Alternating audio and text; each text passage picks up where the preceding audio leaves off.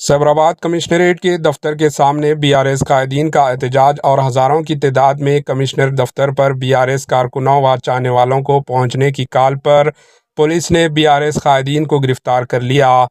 Police ने उन्हें ज़बरदस्ती ताला लगाकर गाड़ियों में डाल दिया गया, जिसके दौरान बीआरएस लीडर व एक्स मिनिस्टर हरीश राव के हाथ में शदीद चोट आई, जिसके नतीजे में कशीदगी फैल गई।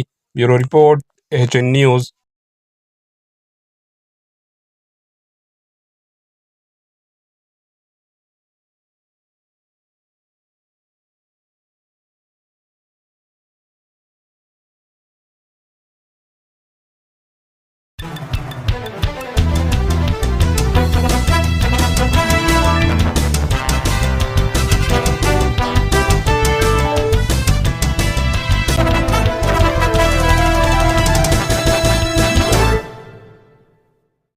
हमारे एचएन न्यूज़ को सब्सक्राइब करिए ताकि आपको नोटिफिकेशंस आते रहे वक्त पर।